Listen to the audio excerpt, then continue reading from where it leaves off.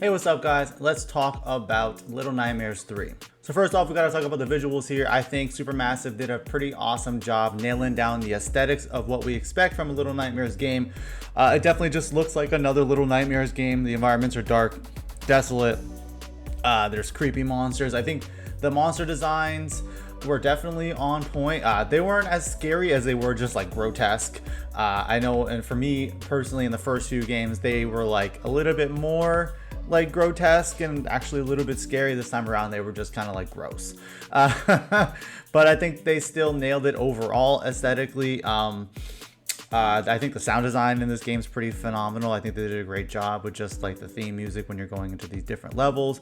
I think they really have been paying attention to how the previous developer was working on the games and how they were handling the aesthetic and visual and the darkness of it, and the lighting was pretty on point as well. Definitely like a PS5 game. Like, it looked really good.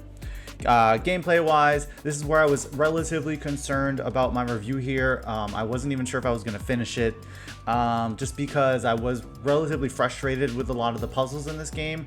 There's just something about the way you're moving around the environments that could be frustrating at times. Just like when you're trying to jump and climb onto something, it's almost like you have to time it just right, or like be standing at the right point to actually be able to grab onto it, which would be pretty frustrating in some of the chase scenes that you would be getting into in this game.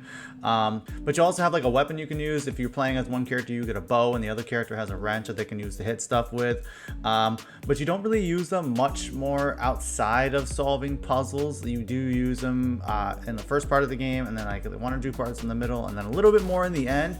But it's not like a combat game. This is supposed to be seemingly a horror platformer puzzle game, or at least that's what it felt like. The previous games felt a lot more like they were horror games with some puzzle elements added onto it. This one felt a little bit more like the opposite, where it was like a puzzle platformer with some horror elements added onto it. So that one kind of concerned me a little bit. It just wasn't that scary, and like I said, it was just a little bit frustrating at times, but it was still worth it in the end. Actually, once I got to the end of the game, I was like, okay, all right, you know what, this is pretty cool, it's pretty fun.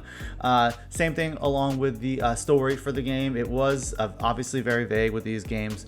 You're kind of playing as Lo and Alone, who are trying to make their way out of nowhere, and you're going through these different environments and being chased by these different creatures to make it to like these mirrors at the end of the levels, and you move on to the next area.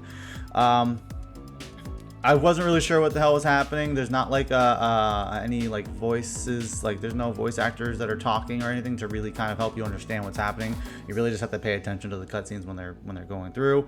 But once you get to the end of the game, it kind of comes together, and I think a pretty decent way. I think the developer, Supermassive Games, did a good job kind of pulling you along through the gameplay and the story. And it's definitely like a twist where I was like, oh shit, I didn't expect that. So like, I think that's what made it kind of worth it for me. So overall, I think Little Nightmares 3 is a pretty great game. I think aesthetically, Supermassive Games pulled it off as far as keeping the aesthetics just right, making it have the dark tones, making the environments look messy and grotesque. The enemy designs were pretty interesting.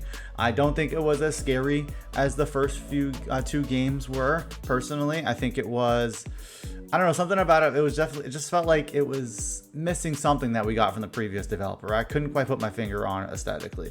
Gameplay wise, it was decent. There were some elements that were pretty frustrating, especially like the platforming at times could be relatively frustrating. But I think there is that cool new addition of having the bow and having the wrench and being able to solve puzzles with that, and being able to use that in like the very few combat sequences you do get in the game. You do get like and a really cool one in the very end of the game that's I'm not going to talk too much about, which is really cool.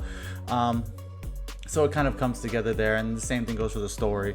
It's very vague.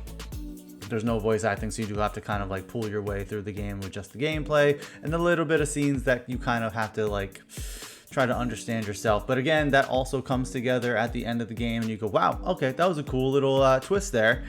So if you like Little Nightmares 1 and 2, I think you're gonna like this one, but I also believe that you're probably gonna find it's missing something. I can't quite put my finger on it, but it's missing some little thing that we got from the first two games. So let me know what you guys think down below. Let's talk about it. Peace.